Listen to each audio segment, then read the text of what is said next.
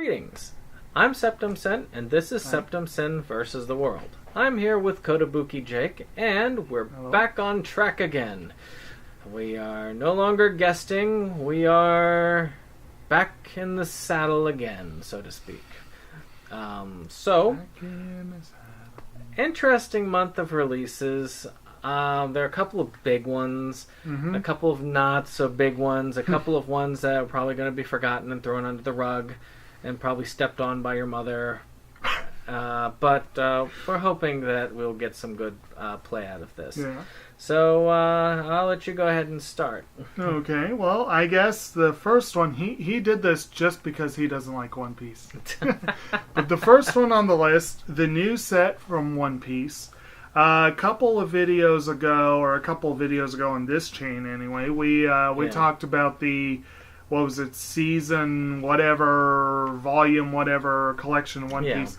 This is collection 20. No talk about seasons or anything. This is just a simple 25, 26 episode block, whatever. I think it's 26 episode block. These episodes. Okay, yeah. And this block is 469 to 491. So it's actually a little bit ahead of where we talked about last time. Behind, I guess you could say. A little bit behind. My understanding is this part of the story is the big Ace and Luffy versus the Marines part of the story. Obviously before Ace gets it. It's pretty, that's pretty much what I have to say on that. We've already talked a little bit on One Piece before. Neither of us has watched that far into the series, I don't think. And I'm going to be owning it soon because I had it on pre-order. Yeah. And it's attached to something that if I unattach it, I'll be paying massive shipping. So is this one you said they tried to send you two of them? That was the last one, and I don't really need to have two. I thought that was funny. I did have that one in Naruto, ship it in volume 32, ordered twice, so they allowed me to get rid of that. But yeah, it's as we said before, this is a good, what we would consider, I guess, probably the logical way to collect One Piece if you are collecting it. It's a decent sized chunk per volume. You're still going to have a wall of One Piece by the time it's all said and done, but it's not going to be like a huge amount. Matter of fact, I don't even think the Bleach is out to 20 there. Is it 20 episodes? You mean volumes? Volumes? What does that go to? Set 26. So you see, that's 26 right there from what you see on that white one all the way on that side to that one where over there. Episode 366. So that would be the more, what is that, the 12 or 13 per? Unfortunately, that was the only way it was released, and that's being re-released. Yeah. So, Speaking of Viz re-releases. I actually have props for this one. Now, Ranma 1/2 is getting a re-release, which is great. I want to see this for all of Takahashi's stuff, including the stuff that has not been released on media other than VHS tape. So, I have actually been quite happy to see a lot of these re-releases. I have actually all of the series for the most part converted. Yeah, I mean, this is an example of what the new visual style looks like. And they're finishing it up by releasing the OVA/movie collection. It's a bit rich for my blood right now, and I need to do some research beforehand. The original movies I have are these two here. It says 3 movies, though one of them counts as an OVA, but it did do a theatrical. These two, believe it or not, set me back $25 a piece back when I got them. They will not give me that now on selling them. And, of course, my OVA set, which to me is the best OVA set, at least up until this one, was this one. And the reason for that is it actually includes all of the openings and enders that came with this, because they had a different opener and ender pretty much for every episode, if I recall correctly. I think the first run of the OVA, they had 2, and then they changed it up every single time. So this actually has all of them. They put on they call them music videos, but that's all they really are. Is essentially those openers and enders. And I want to make sure that before I ever upgrade, that it's going to have that with it. Maybe put them back in as they're supposed to be played. And I'm still not quite ready to cough up $40 when I'm already hurting financially. I will wait. Yeah, I have a different edition of the OVA, and my edition, the song Bokutachi wa Korekara, which is one of my favorite anime themes, Us From Now On, I think is what they call it. And what's the other one? The Ballad of Ranma and Akane. They play those as the opener and ender for every episode. And then they have a bonus feature where they have all the original openers and closers. But it would be nice to have an edition where you get to see it as it was supposed to be done. And I've been wanting that for a long time. And I loved Ranma. That was one of my gateway shows. He actually showed me the movie years and years and years ago. The second movie. The second movie was the better very end of the series was the first part I saw. And it wasn't until I watched the whole show and the movies and got to that one, I was like, oh, that's what he showed me. But it was, and of course, Ranma is the source. My all-time favorite anime character is Ukyo Kuonji. She is an awesome character. There are a lot of good characters there's a lot of great characters in the show. It's just a fun show. Takahashi's shows are really good. Ranma is one of her best series, even though there are times where it's obvious that she was just trying to come up with new, goofy excuses for martial arts or other things like that. But it's well worth upgrading, I think. The show's recent enough that I'm sure a Blu-ray upgrade would look good. And it does on the. I don't know if you've seen anything from these. Yeah. Well, no, I saw some of the promotional stuff they did. But these actually, it is beautifully done. Well worth getting. These are nice, actual, solid sets. This is the reason why I am a little bit nervous, because I do want to get the limited edition of this to go with the rest. But my OCD is not going to prevent me from prevent me from purchasing it, or make me purchase it, depending on the answer to that question, because I don't want to lose those. Well, on the other hand, you kept your original Sailor Moon and still got the new edition. Yeah, this is not one of those cases for me. I mean, I got rid of all the original Ranma. Right. I don't remember who got what, but I think I gave away some, I sold some. Or did I give away all of it? I don't remember how it was, but the original sets, oh my gosh, they were huge. I mean, it was this versus like, I don't know, it was about 5 deep, so about this level of thickness. So actually, I think I have a good illustration. So, like that. Yeah, That's about right. About that. Maybe a little bit thicker, but yeah. I had the second or third, I have no idea, Viz release of the OVAs. I think I got an old school release, and the movies I got the old school release.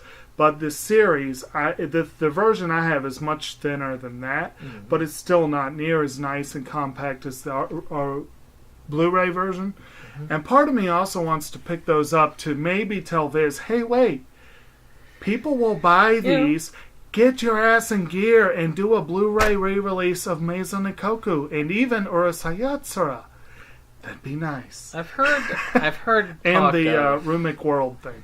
Inuyasha getting a Blu-ray release, which I'm surprised it hasn't. I am surprised because it is one of the more popular ones. I mean, the second series did the final act, and they did the movie set, which is probably a good investment. If you don't have the Inuyasha movies, there's that 4-pack that's all because it's like a thin Blu-ray thing, and that's how I changed mine. But Maison Ikkoku is probably in my top 5 of all time, and that's saying something because I've seen a lot of anime. So well worth checking out. Yeah. But so yours is the My one. next one is probably not going to be in anyone's top 5 of all time unless you really, really, really, really like Magical Girls series.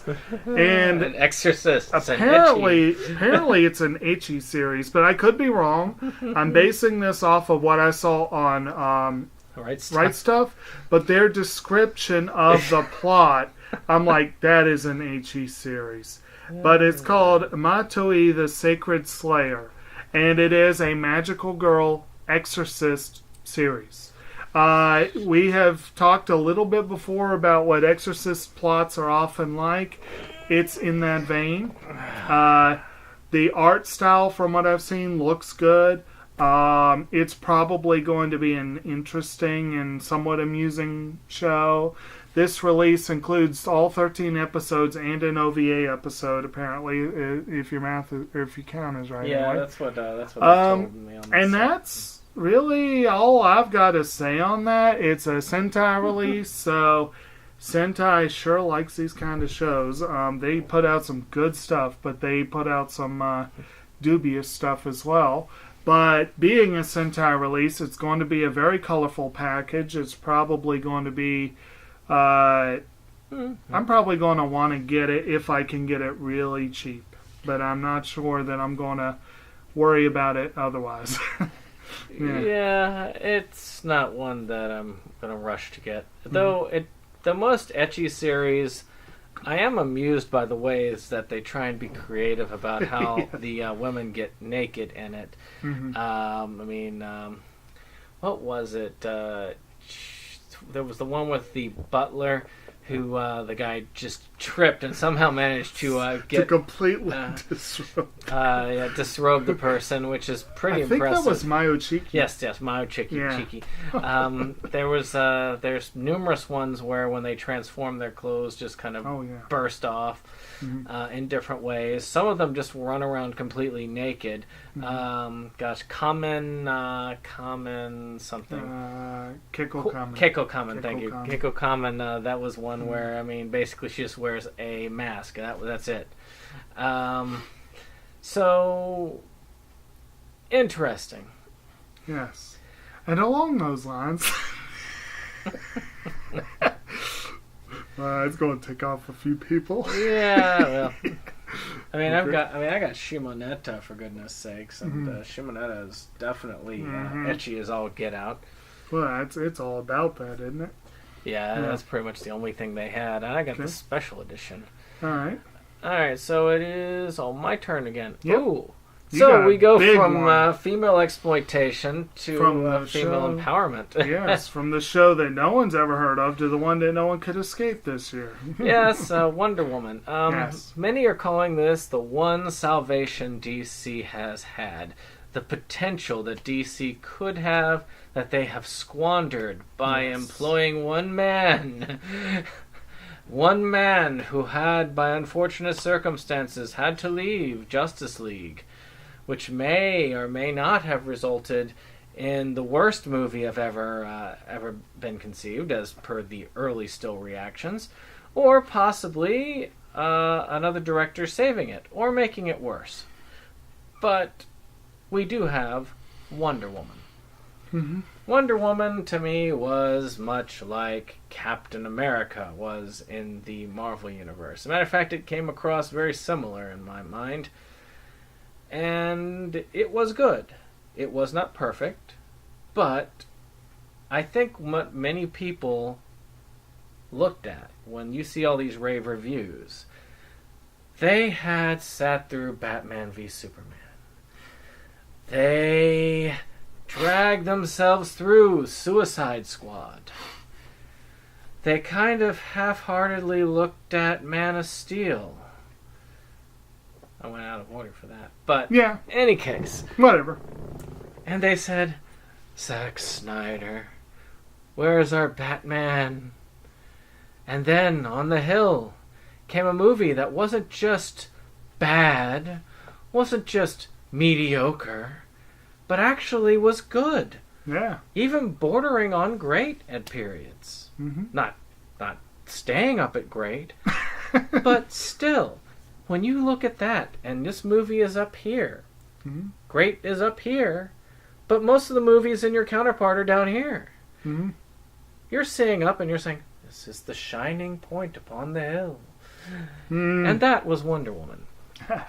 I personally will be getting a copy of Wonder Woman. I have one ordered. I deemed it worthy of getting a Best Buy Steelbook.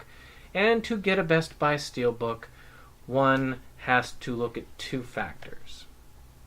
One, you can pre-order it and make sure you have a copy. Or two, you can pray that it is one of the ones that they mass produce to the point where they cannot run out.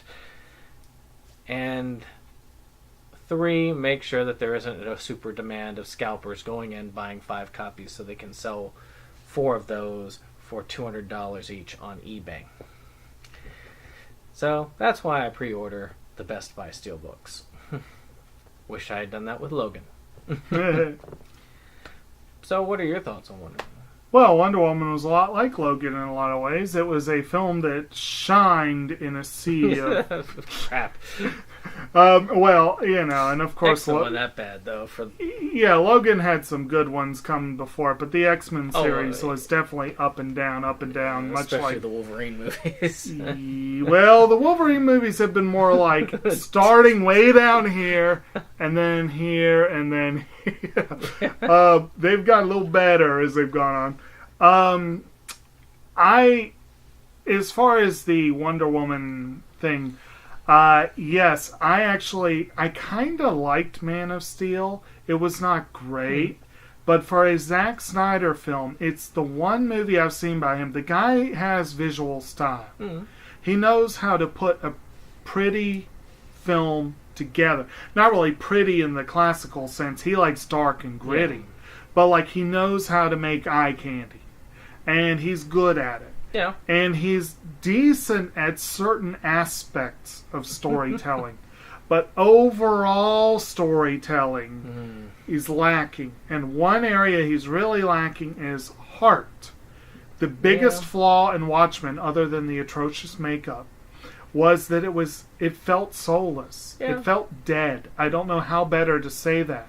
Same thing with Sucker Punch. It was a fun movie in some ways, but it was DOA in other ways. Man of Steel is the one and only Zack Snyder film I've seen where I did not get that feeling. I felt like it was a decent movie because it actually felt alive. Then came Batman v Superman. And then came Batman v Superman, which killed that illusion horribly. Batman v Superman had its moments.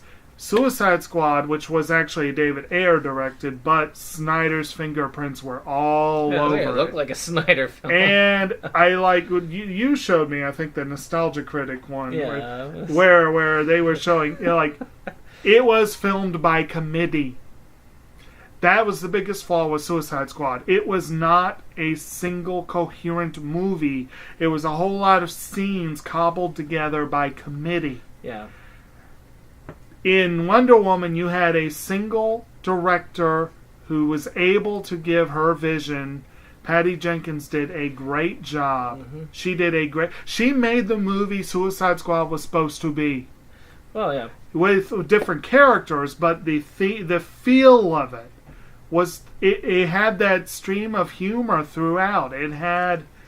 It was not cold and dead and lifeless. It was a fun, engaging movie with good performances. Chris Pine does a great job. Gal Gadot does a great job. David Thewlis does a great job. There was some really good stuff in there. And I can't remember who plays Pine's assistant, but she was a hoot. Wonder Woman herself. I mean, the best part of Batman versus Superman was Wonder Woman. Yeah, well, one of them. I mean, Ben Affleck is a good Batman. He's a good Batman. But you know, the whole sad Affleck thing, yes, that was fitting for the way he was portrayed. Very fitting. He was a sad panda. But this one gave me a lot more hope. I kind of held off. I didn't see it for the first couple of weeks because I didn't want to encourage DC. Yeah. But then when I heard that there was actually people liked it, I was like, okay, well, I'll give it a go. I'm still cautiously optimistic about Justice League. That'll be interesting. We'll see. Yes, I'd we'll be see. Very interested to see where that director went with it, because he reshot almost all the film. Yes. It went from saying, I'm not going to do much to it, to, oh, let's scrap this crap and start over Yeah, again. Joss Whedon came in to clean it up, to finish the job that Snyder was unfortunately unable Clean to it up, finish. but burning it down and starting over. Yes, and I have no complaints. I just think it's freaking hilarious that DC was trying so hard to distance themselves from Marvel, and they went and hired the Avengers director to get their ship back on course. It's like, Well, I mean, that was one of the things that I was in discussion with last night when we were talking. When I was talking with someone about it, and the sequel is Wonder Woman was one of those. The production company, the studio, kind of gave up on it. I mean, if you notice, there wasn't a lot of advertising on it. If I feel like they really gave up, and because of that, they gave more creative freedom to the director. And that paid off. Same thing with Deadpool. Deadpool was a good example. Deadpool is a shining example of that. Yeah. Fox wanted nothing to do with that. They so horribly butchered the character in X-Men Origins Wolverine that I think they somehow believed no one wanted a Deadpool movie. And it's like, no, it's not that the fans don't want it. We wanted a Ryan Reynolds Deadpool movie. It's that you people, you people didn't know what the hell that meant. And lucky for us and for everyone, Ryan Reynolds felt the same way the fans did and kept at it and kept at it and kept at it. And then Fox finally said, okay, have your damn movie. And that's my worry about the sequel to it, is that they see that there's a cash cow on their hands, and the studio will step in and say, you know what we could do? We could really use more teen appeal, so we're going to do some older teens, even though they're supposed to be 40-year-olds, or we're going to do stuff that's make major changes. You didn't know about, or maybe they'll include your favorite scene. Actually, did you know about the that they actually changed directions mid step? I think that they changed directors or something. I remember that the original way that they had it was almost nothing like. They changed the names. Well, I knew something like that. They tried to modernize it, like having the kids take place in current times instead of... well, they did update the time period. They did update it, but they were going to have the kid portion take place in like 2017 so they could appeal to the younger audience. So then what? The adults are supposed to be 2030? That makes no sense. It's going to be the future. I mean, actually, setting it in the 80s makes perfect sense, because then the next one can be present times. But it could only work in the in that time period. I don't think you could set it any further in the future. The kids would just be home playing video games. It wouldn't be any... All right, so my turn. Oh, so all right. Another one that I don't know if anything. Next one is called The Big Sick, and I know relatively little about this, but I heard a feature on NPR. I know that. Oh yeah. I know that Judd Apatow is involved, and I believe he directed it. Yeah, it's actually and looks like it's supposed to be a culture clash comedy. The main guy, I don't remember the actor's name offhand, but he's an Indian actor who is more a writer, from what I remember, more of a writer than a regular actor.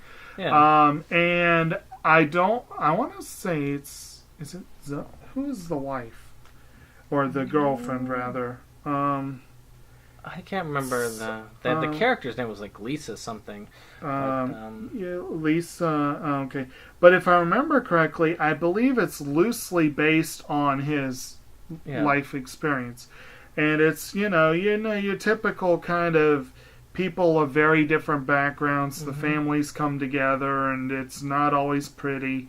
But it's supposed to be pretty good, and if you are familiar with Judd Apatow at all, it is Zoe Kazan. Okay, so that's good. I like her. She is a very talented, very cute.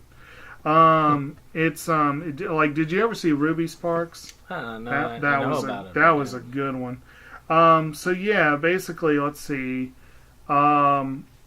His girlfriend has an illness, and he has to deal with that. And okay, and you got Holly Hunter, Ray Romano, Anupam Kher, some other names I don't know as well, but that right there, that's a pretty good cast. It was pretty popular when it came out. It didn't really tear up the charts, but people, I heard a fair bit about it. I have it on hold library. I'm looking forward to getting it, but obviously we don't have it in circulation yet. But we will soon enough. So yeah, if you're at all into, Apatow comedies like Knocked Up or the Funny People or any of those, I'm guessing this will be more in the vein of Funny People than some of the others he's done. But that makes sense. I could be wrong about that, but it'll be worth a look, I think. Yeah. It definitely has more artsy about it than some of the other ones on this film. Matter of fact, mine, for instance, which, my notes for this, I have Keanu in like a big old exclamation point. Yeah. It's called The Bad Batch. Yes. Which is by Vinyl Film. Virgil Films. Is it Virgil? I think it was Vinyl. Virgil. Okay, so yeah, Virgil Films, post-apocalyptic film, cannibals. There you go. And Keanu Reeves kicking butt, kicking names. Well, probably not because of cannibals. He plays I think his character's called The Dream or something. Some weird name. Yeah. But it also stars Jason Momoa. So, back to that DC thing that we were going for. Yeah, it sounds like a real high class thing. I mean, it might be good. I don't know. Yeah. I mean, I'm not gonna knock it until I've seen it, but it's not one of those that I'm going to race out to get unless you're a big Keanu Reeves fan. If you are, then go for it. I probably hadn't even heard of this film because I hadn't before I got to this, and so it tells me that this is probably not the best of the best as far as he's concerned. Or if you're like me and you don't really have the time to get into Game of Thrones, and you want to be prepared for Justice League and find out who's this guy that's playing Aquaman, well, you can watch this movie where he plays a cannibal who plays with his food, apparently. Oh, like Aquaman. Oh, man. Yeah. So he's kind of in a tough choice. So Aquaman, I guess, would technically be a cannibal if he eats human or fish, wouldn't he? So you get to have another one that's like a top-notch film. Oh yeah, man! This is going to be cleaning up at the Oscars this year. I had no idea they were still making movies in this series. It's Starship Troopers, Traitor of Mars. A whole slew of animated series. Well, I got the impression that it's a CGI. Yeah, because they have Roughnecks and they have like another one that I can't remember what it's called. Well, this is the most recent Starship Troopers, and it stars Casper Van Dien. Who's ever heard that name since the 90s? Yeah. And Dina Meyer, who I'm intrigued by this because I recently finished watching a season of Friends where she was like Joey's aim true love. Yeah. And she also played Barbara Gordon on Birds of Prey, which is a show that really should have gone longer. So I'm curious to see something else she's done. I've actually never seen any of the Starship Troopers movies. Oh, I need to see. I need to see them, especially the first one. Yeah, but don't bother with any of the others. one day, this one looks like it could be. If I found it dirt cheap, I might give it a go. It has an okay rating on IMDb. If you're really into the series, I would say go for it. But if you're not, I mean, I admit, I wanted to get into the animated ones. I just haven't really had the interest level to put my money into that. And this is from somebody who put their money into Dick Shark. So, I thought we were over that. So, yeah, that's... so, I don't know. I'm kind of...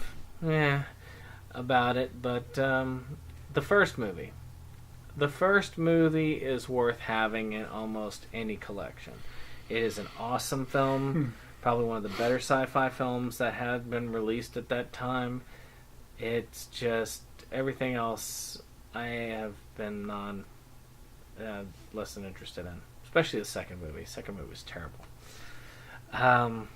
So Speaking of terrible movies, there's a movie called Cartels coming out. Lionsgate is releasing that. Big surprise there. Yeah.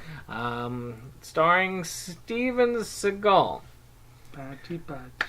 So, just in case you wanted to see another Steven Seagal action film with kind of sluggish Steven Seagal enjoying himself, he plays this member of the U.S. forces, and they're going head to head against European drug cartels, and hence the name. And we have never ever seen this story before, with or without Steven Seagal.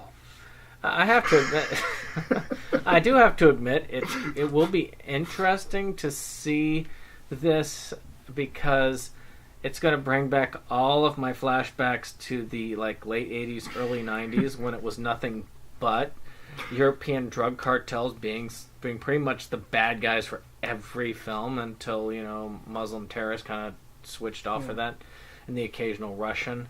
So it'll be kind of a blast to the past, I expect. Except Steven Seagal will look much older. Yes.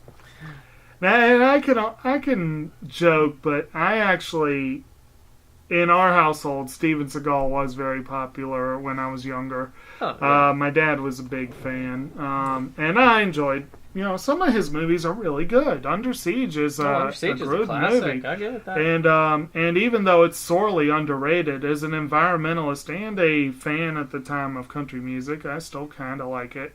I have always loved Fire Down Below. Yeah. And there's a couple other good ones. On Deadly Ground was an environmental one too, but it was a weaker movie.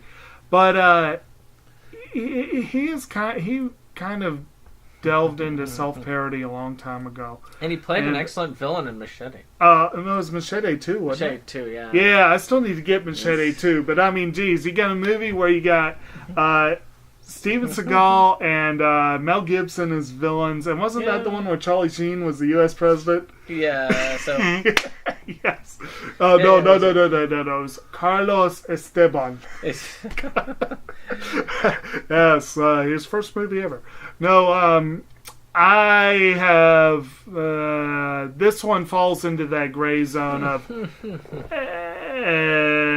with most Seagal movies, if there's something that interests me, like there's one, I think it's called Into the Sun, that actually has Chiaki Koriyama.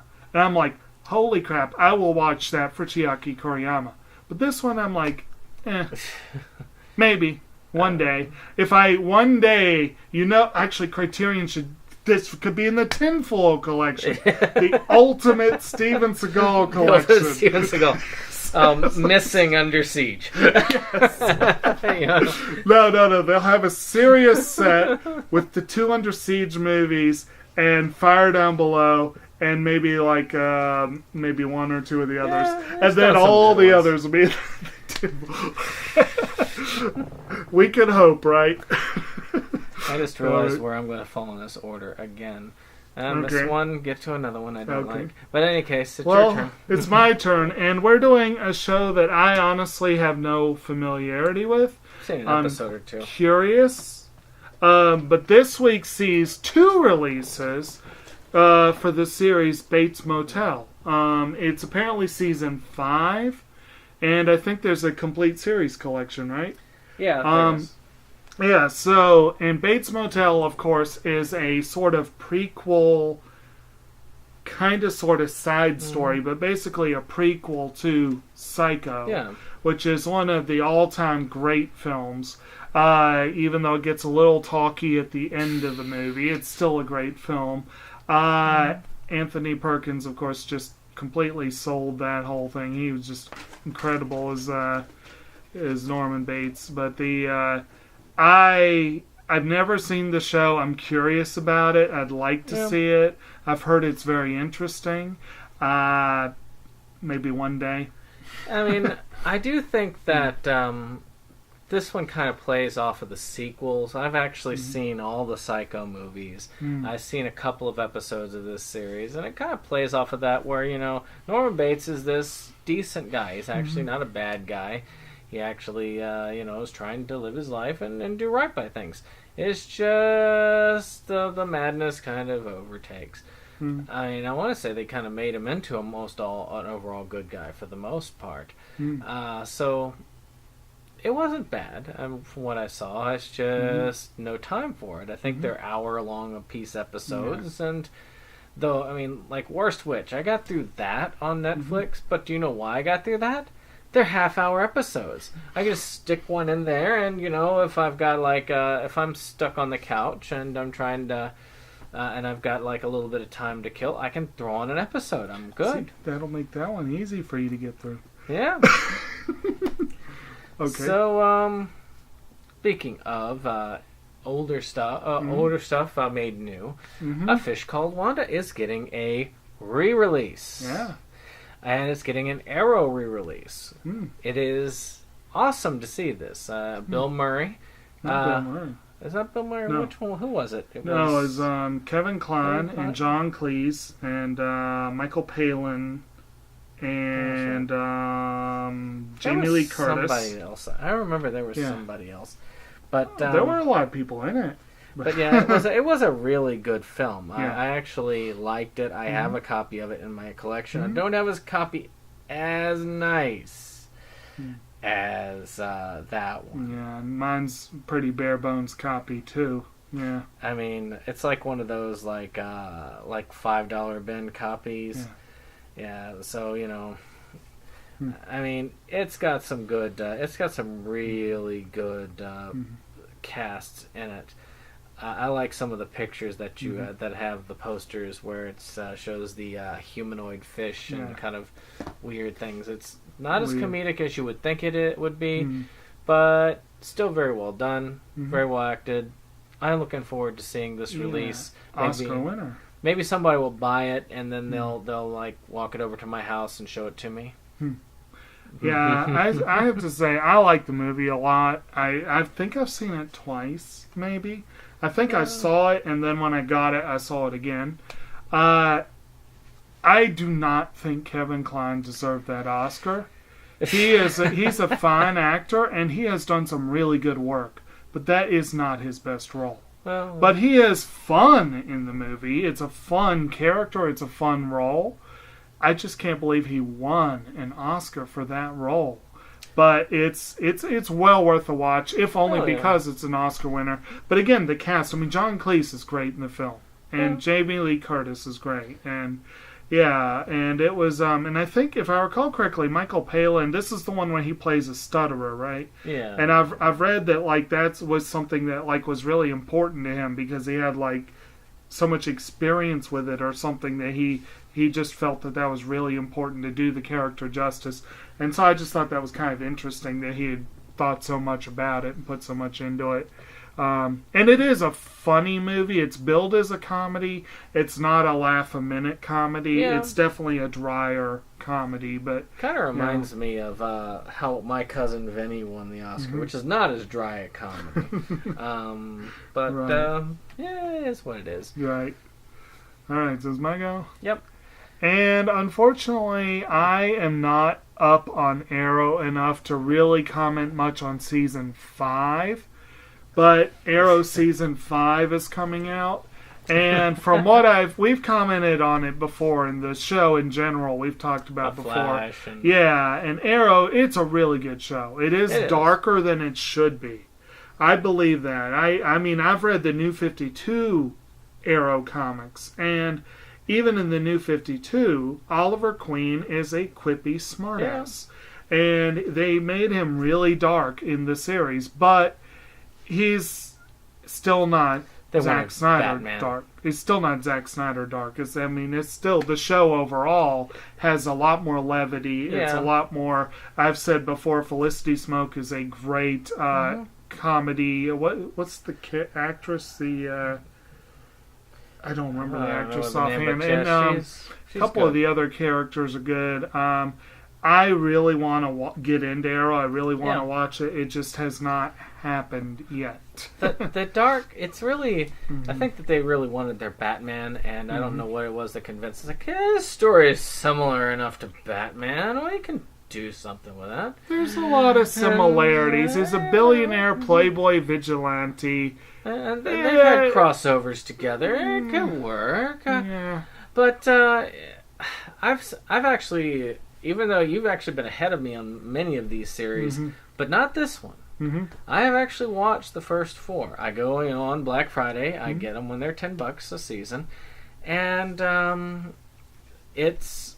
I mean, I've enjoyed the first 4 seasons. Many people did not like it after season 2. After they got through the whole Deathstroke storyline, they kind of like, it's not as good anymore. And it gets less dark as you move up it. I mean, you had the League of Assassins storyline that happened, I think, season 3-ish. I think so. And then season 4 dealt more with that. And you had the relationships, and you had the Atom appearing. I think it was the Atom setting up there. A lot of the series. The Atom appears in that one too. I want to say he shows up once in season 1 of Flash. Yes, he does. Yes. Because he started there. That's where it was. Because the Atom he's decided to try dating and, Felicity. That's what it was. Yeah. Yeah, because the Atom tried to actually take out Arrow because they started off at odds. And Adam, of course, being played in the series by Brandon Routh, who tried to play Superman in the ill-fated Bryan Singer, which was not a bad movie, but no, it wasn't. I actually really liked the portrayal of Lex Luthor in that. It kicked the other ones butt. Yeah, Kevin Spacey versus Jesse Eisenberg. There's not even a competition there. I think people were just too much like, this is too much like the old. The old one's great. Gene Hackman is great. Oh, I love He wasn't really Lex Luthor either, but he was great. His take on it was a good take, because he felt like a comic book villain. Yeah. He felt like he was the intelligent match for Superman, and that's how Spacey did it. The other, well, I'm not going to talk about his portrayal. It's just, it had the same shock value as Batfleck. But whereas Batfleck proved me wrong, I was very much right about my initial feelings about this one. The weird thing is, Jesse Eisenberg actually gives one of his better performances in Batman v Superman. It's just he's playing the wrong character. I could have. Okay. But I look forward to seeing season 5. I'll probably get it Black Friday-ish, and then I will marathon it. That's how I've been doing the rest of them. Arrow is the only one of these series that I've paid exclusive, I'm going to watch all this because I got to keep up to it. And I know you will for this next show. As I said, I take the order and I dodge one and then I'm out for the other. And I don't even know why they're doing this. They have a Blu-ray release of Friends, which is what's coming out. They're doing another Blu-ray release of Friends. I was looking to try and compare the two. And I'll admit, the original release that's not the big one, but the other kind of Blu-ray, the actual Blu-ray release, is kind of skimpy on the special features, and this release is not skimpy on the special features. It's very heavy special feature-wise. It's $167 from what I saw, and I will never pay $167 for Friends. I may, if I'm really, because I do feel it's one that I need in my collection, much like Seinfeld, but much like Seinfeld, I'm in no hurry to get it. It's just, it annoyed me. I am in the minority. I understand I'm in the minority, but it annoyed me. And I could put up with Frasier because I understand the Cheers spinoff, and that pulled me into it. But I can't do it with Friends. So this one likes Friends. But Phoebe especially. Everybody loves Phoebe. She aggravated me. She left me enraged every time I dealt with her character. I just had a thought. No one liked the Friends spinoff. You're going to watch Joey and love it. Joey's the best series ever, man. I know. Oh, man. But actually, I just started season 5 of my own watch of Friends. I have a big, bulky, heavy set. That's you got the big season sets. Yeah. Well, not only that, I didn't really say this before, but the case they're in it's in a case that's very bulky and it looks cool, but I'd rather get this to slim down the So collection. you got the considerably. nicer. That's the Yeah. nice set, right? It's The pretty nice. and that's But I paid a lot less than 167. I think I paid about 50 or 60. yeah. But that's still a fair bit. That's but what for the DVD 10, set's running Yeah. right now. Yeah. But yeah. So I'm sure that's probably all you want to say on Friends. I mean, until the next re-release. Right. Yeah. I just feel like it's an unnecessary re-release. They've had this. Mm-hmm. I was talking with Kim about this during the last time we were doing this, and it just, to me, it annoys me. I don't see the reason for it. I mean, even if it was a show I liked, a good example, Kino's Journey, show I love. I think that is unnecessary. They are re-releasing the same episodes again and again and again with no incentive to actually want to buy the new one. Add the 3 OVAs, please, and upgrade to Blu-ray, and I'll be one of the first in line to get the new set. But there is no reason to keep doing a DVD set without the OVAs. Well, you've heard about what they're doing with Aria. That by the way, Kickstarter is ending. Yeah, well, doing the dub of the whole dub, series and Blu-ray. Updating it to Blu-ray. And I kind of wanted to get in on that, but I didn't really pay enough attention to it. Yeah, I mean, Lisa Ortiz is being cast, and Oh. that's up my alley. But I didn't find the series. I've got it already in a collectible, so I don't really. So you can read your favorite VA, Yeah, I know it irks me, but so it's up to me. so- Next one. Yep, you are the next one. And the next one, to be honest, I didn't even know this was a thing. I did, but I mean, this is how out of it I am with television. I had no idea Damon Wayans had starred in a remake series of Lethal Weapon. I guess he's the gruff partner who always says, "I'm getting too old for this shit." I'm guessing that's his thing. I think that's what Damon Wayans says for every film he's in now. I am actually curious about this, but I'm not going to go out of my way. Maybe if somewhere down the road where I've made a significant improvement in my collection and I could actually watch an L title and I can get it on Black Friday for $8. I might get it for $8 on Black Friday. I might do that.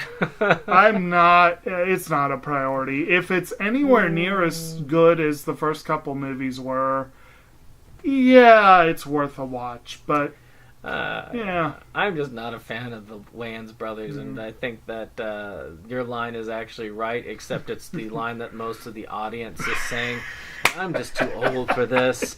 This is something for a younger crowd that can appreciate this sort of humor more. Damon is definitely more skilled as an actor than some of his family. He is good as an actor. Yeah. He's shown he can act really well. It's just he chooses not to. Yes.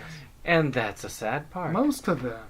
I mean, even Marlon was really good in Requiem for a Dream. Yeah. But that may be a function of Aronofsky's directorial skill. I don't know. But maybe a little bit of both. Incidentally, are you trying to go see his new movie? What's he doing? Mother. Oh, okay. Yes, that's going to be interesting. That looks disturbing. But, yes, it's supposed to be. And Aronofsky, after all, did one of the most viscerally disturbing movies I've ever seen. See, now, Black Swan was... you see, DC wanted to be dark, right? It wanted to be dingy. So they went the wrong route. I really do. I think that instead of Zack Snyder, they should have tried to get Aronofsky. Well, he was attached at one point to do a Batman film. Yeah. And open letter here to DC execs, if any of you are watching, somewhere down the road, not right away, because you're introducing too damn many people. Yeah. But somewhere down the road, call up Mr. Aronofsky and say, we want you to do a Scarecrow film. Oh, yeah, it'd be excellent. That would be awesome. I actually think Aronofsky would be perfect for a Batman series run. And if you really want to do a dark DC world, there's nobody better than Aronofsky. Right. Pair that up with the art direction of, like, what is it? Tim Burton. Yeah. And then you got yourself something perfect right there. Yeah. So we are down to something artsy and something BBC-ish. Yeah. Actually, PBS-ish. Yes, PBS-ish. So it's a documentary, The Vietnam War, a film by Ken Burns and Lynn Novick. Mm-hmm. And I actually do want to see this. Yeah. It is. They do good documentaries. Mm-hmm. I actually know these names, and I actually think it's going to be great. But and we might see more of this in the future. Mm-hmm. When did the film come out? Do you know? I think that's a recent one. It might actually be Oscar bait right there. I don't know. Is it actually a theatrical? I don't know if it got a theatrical release. See, the lines are blurry with documentaries. I mean, geez, we last year an 8-hour movie won. If that could win the darn documentary, I don't. I think they had to rewrite the rules though because there was so much controversy there. Well, I see that might then pave the way for something like this to get out there. Maybe. I've always said that most documentaries, some of the best documentaries, were never released in theaters. Well, and actually, Burns himself is famous in documentary fans. He is famous for the Civil War. That is probably one of the most highly regarded documentaries released. And he also did a jazz documentary. And I've been meaning to watch them. But again, it's trying to get into the time investment. Yeah. And I'm just lazy sometimes about looking for things that I know will be a big time investment. But I'm trying to get better about watching documentaries. And just given the reputation that these docs have, Civil War and jazz are both very, very, very highly regarded. And this one I've heard a little bit about. It's probably going to be worth watching. Yeah. So this one is one that you'll probably know about much more than me. It sounds familiar, but I don't remember much about it. But Certain Women is getting a Criterion release. You just doubled up there. But did I? Oh, yeah, I am that's sorry. all But right. you can have the last two. Okay. I will give you the last two, because I have nothing to say about them anyway. So do you feel like, do you know anything about Certain Women? Not much. It's one of those, I think we've touched on it before, of Criterion sometimes jumps the gun and puts out brand new movies, and this is one of them. It's a film that came out this spring. And I know it stars Kristen Stewart and that's a glowing. I want to say Laura Dern. Maybe is that? So two glowing things right there. What was the? Oh man, there were a couple of. I remember it was an interesting cast, and there were Michelle Williams. That was one of the big ones. So that right there is in its favor because she is awesome. But and I have to admit, Kristen Stewart did herself no favors by being in the Twilight series. In part because she's actually not bad. She's actually not bad. She has made a point of being in as many high-class films as she can since Twilight. And trying to repair that reputation. Yes, and she somehow succeeded. One of the films I almost got in the last Criterion sale, and one that I may get this next time that I really wanted to get, was a film called The Clouds of Sils Maria, which starred Stewart, Julia Binoche, and Chloe Grace Moritz. And and it was directed by Olivier Sayas, and it's a really good movie. A really good movie. However, I don't fully agree. We were talking just before about people getting awards that I don't fully agree with. Stewart does a great job, but she did not do a history-making great job. She was one of the very first American actors, not the first, I think there have been two others, but one of the first American actors ever nominated for a César Award, which is the French Oscars. And she's the first American to win an acting César.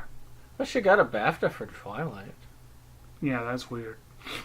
but still, she made history for a film where she gave one of her decent performances. But Certain Women, I'm sure there must be the cast, Michelle Williams, the Academy loves her. You know, she was up for supporting actress for Manchester by the Sea for what, 4 minutes of screen time? Yeah. You know, she had more than that, but not much. I have seen Manchester by the Sea. You're asking what I watched this year. I watched Yeah. that one. Yeah, that's one. So I'm definitely curious about it, but I wonder if Criterion jumped the gun, and this particular release being so new, they have goodies with it, but it's not as big as some of their older movies. Yeah. They have, like, it's like a high quality transfer. There's like an essay and some, you know, it's a short list of bonus features. It's about on par with your average deluxe edition DVD. I think they should give some time before Yeah. Criterion will release it. I think that a film should be at least 5, maybe 10 years old. Just because that way you can actually stack up some stuff to add on to it. Mm-hmm. You can show that you can see how the film does Mm-hmm. in the stretch of time. I mean, like, say, for instance, Curious Case of Benjamin Button. Yeah. Day 1, Criterion release. Yeah. No. No, that was an awesome film. Yeah, it was an awesome film, but it just there. Zuso, Life Aquatic got a very quick release. Mm-hmm. I still don't. I personally, don't. That was agree Wes with Anderson's weakest movie. It was kind of boring at places. Yeah. And, I mean, it had its moments, and it was an homage to Jacques Cousteau, so I appreciate that. It had a hell of a cast, but it was It was Wes Anderson's weakest movie to date, and yet, Fantastic Mr. Fox, it has a Criterion release now. Yeah. But it didn't get one right away, so it was like, and that was a much better movie. Yeah, but it was animated. And and they've been they dragged their feet on animation. They've only done a handful of animated. Watership Down. Yeah. They need to do some animated films. We need to see a Criterion edition of Grave of the Fireflies and Nausicaa, The Valley of the Wind, and heck, some of the Disney ones should get Criterion. Most of those Miyazaki films are getting a re-release, but not by Criterion. Yeah, they need to do that. They need to do an Ultimate Miyazaki and an Ultimate Takahata collection. Those would be great. But anyway, so we're on to the next, I guess? Yeah, you get the last two. Okay. The hero is Sam Elliott. And Sam Elliott is awesome. Yeah, great cameo. Apparently, it's about an aging movie star known for his cowboy roles, reflecting on life. That's my understanding of the movie. Yeah. And it co-stars another actor with famous facial hair, Nick Offerman. So that could be kind of fun. And who was the other person? But whatever. It looks interesting. I know relatively little about it. It hasn't fully caught my intrigue. Yeah. But I like Sam Elliott, and it might be worth checking out. I think his mustache should get a film. Yeah. Or his movies should be in the hair and makeup category a lot more than they are, the grooming of his mustache alone takes like 10 people. I mean, that's just how it is. Oh, man. We're running long. We're not... okay, wait. There's one more. One more. And it's kind of funny because I just watched a Korean thriller last night, but I believe The Prison is a Korean thriller from the same folks who released the American release of Train to Busan. And it's basically takes place in a prison. And martial arts. It's martial arts, it's drama, it's thriller, it's action. And it's Korean, and that's really all I know. But it might be worth a look. I've only seen a small number of Korean films, but I've generally liked the ones I've seen. There was a description I read when I was trying to find more information, and it called the film Shivtastic, and that just so that tells me it's going to be such a classic. Right, I wonder if they're going to have that on the cover of the release. But I do want to see it, but I'd have to wait. I mean, Train to Busan definitely worth getting. So I mean, if Train to Busan was there, it was. It's definitely something that I think needs to get some sort of release. Yeah, I'm not a big zombie person, but that film, I got into it. It was not too gory. I would almost say it was artfully done, which is nice.